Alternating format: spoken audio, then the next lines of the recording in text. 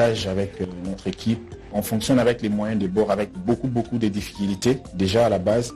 Déjà faire une production des vêtements, après revendre, et tu sais pas quand est-ce que tu vas le vendre, c'est un souci. Si je dirais comme ça, à la base, c'était vraiment pas de confectionner les vêtements pour les gens, c'était de vendre les prêts à porter.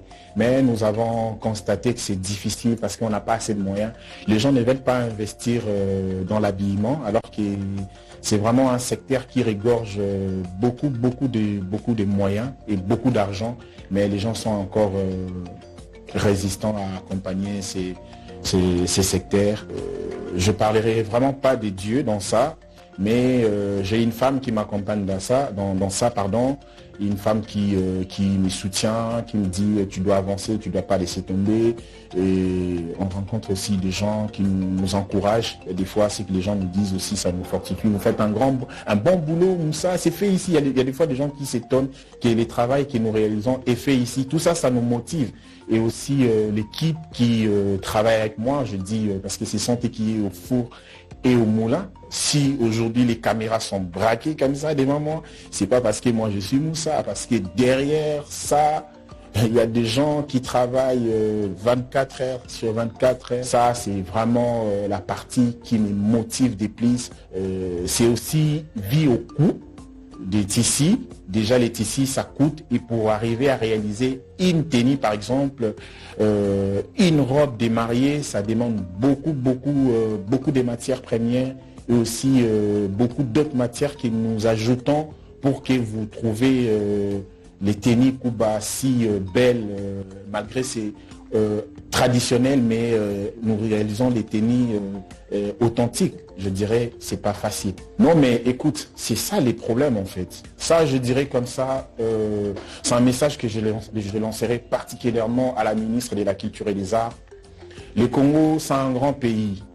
Le Congo, c'est un pays de Lumumba, c'est un pays de Simon Kimbangu, c'est un pays de Kipanvita, c'est un pays de grands hommes.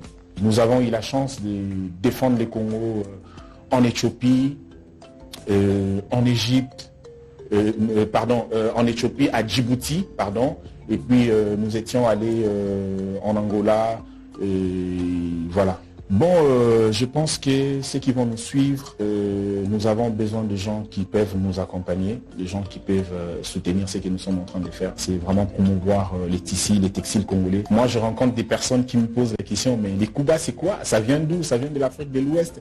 C'est un pays, c'est un tissu occidental? Non, les Kuba, c'est un tissu congolais.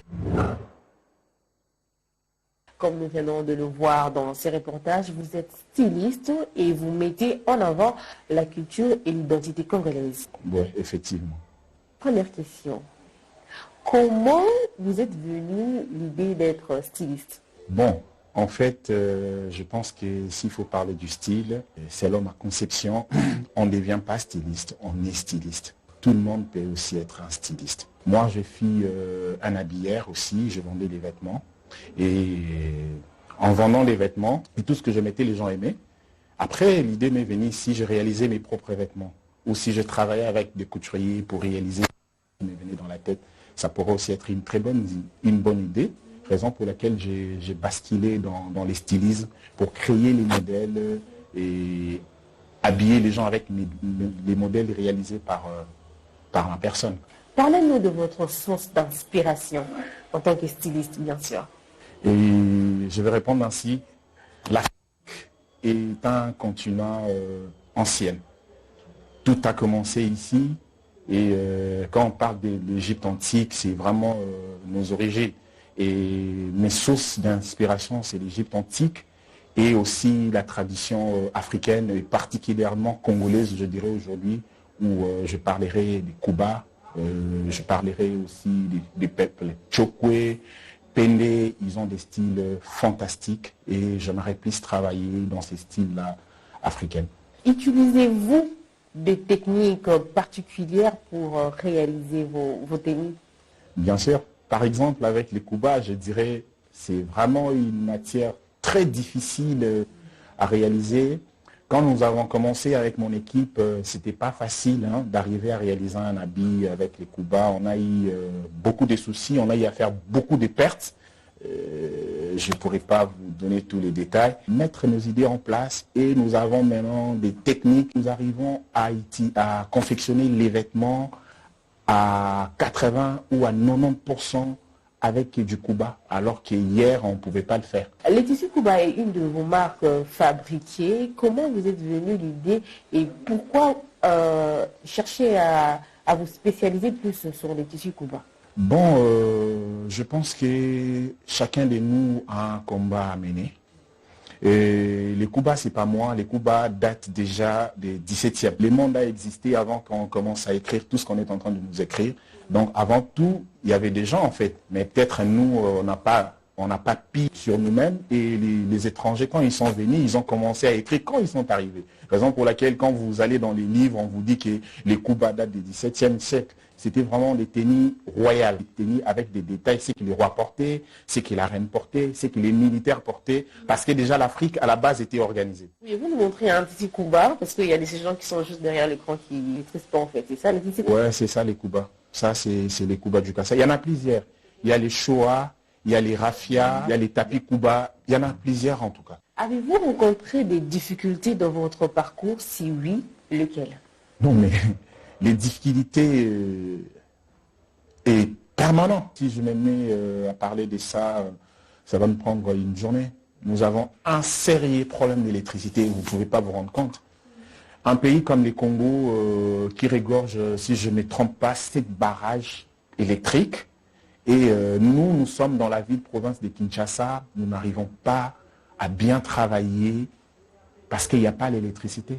Il y a des fois, on est stressé, on m'arrive de voyager. Vous arrivez peut-être en Angola, je donnerai l'exemple, ils utilisent notre électricité.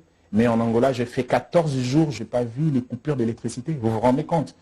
C'est vraiment les difficultés que nous avons.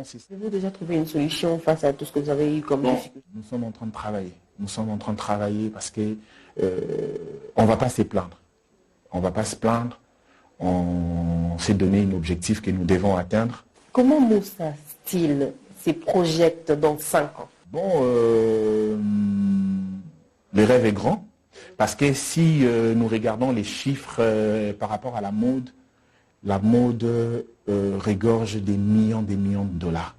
Et raison pour laquelle nous, pour les 5 ans à venir, nous sommes en train de nous organiser pour avoir une grande maison de production et une grande maison de production des vêtements prêts à porter et où nous pensons déjà, je le dirais comme ça, insérer les couturiers qui ont les mêmes problèmes que je suis en train de parler là, parce qu'il faut avoir un espace de travail qui va permettre à ce que les couturiers, les stylistes, les modélistes qui ont des problèmes de venir travailler dans ces plateformes où on va mettre en place des machines, où on aura des groupes électrogènes, des capacités industrielles qui pourra nous aider à y remédier. Là, vous réfléchissez pour le mettre seulement ici à Kinshasa ou encore à l'international, partout? La base c'est Kinshasa, raison pour laquelle nous lançons toujours un appel aux gens qui veulent nous soutenir. Premièrement, ce que nous faisons à la base, valorisons ce qui est notre culture, parce que je pense que les ministères de la Culture et des Arts doivent normalement accompagner ces projets, ou je dirais dans ce sens. Et dans 5 ans, nous envisageons avoir un espace, comme je dis, de travail ici, dans la ville-province de Kinshasa. C'est ici que les gens ont besoin de boulot, quoi. Quel conseil vous donnez à ceux ou à ceux qui veulent devenir stylistes comme vous? Bon, c'est pas facile. Il faut avoir des nerfs solides, comme je venais de le dire tout à l'heure, où vous avez les courants qui n'est presque pas là, mais vous devez payer les factures, où il faut payer votre équipe, et il faut en avoir. Il faut être patient. Moi, je dis, c'est une plantation des cafés que j'ai fait. Donc, c'est quelque chose qu'on ne va pas... on va récolter directement, il faut avoir de la patience. Merci Moussa Steel d'avoir répondu à nos questions. Merci, c'est avec un grand plaisir. Bonjour, je suis Bénédicte Kalonji, fondatrice de Benka Beauty. Je suis maquilleuse professionnelle et licenciée en droit économique et social. J'ai commencé le maquillage en En 2020, pas précisément, mais je me suis vraiment lancée dans le domaine en début 2021. Donc le 16 janvier 2021, c'est vraiment le jour où j'ai créé ma propre marque de travail. Bon, déjà ce qui m'a le plus motivée à être dans ces domaines, tout d'abord c'est la passion. Donc j'avais une passion pour le maquillage, pour tout ce qui était beauté, cosmétique, ça m'attirait le plus. Et j'ai commencé à m'exercer jusqu'à ce que ça devienne vraiment un vrai travail pour moi. Et j'ai choisi de les développer et pourquoi pas de faire participer les autres aussi. Dans le besoin de partager ce que je connaissais avec les autres. Et deuxièmement, je pourrais dire aussi, pour être franc, c'était par rapport à la demande de ceux qui avaient besoin d'apprendre. Et comme je me sentais assez capable de donner, de partager ce que j'avais avec moi, du coup, j'ai préféré le procéder en termes de formation. Donc, j'organise des formations par session.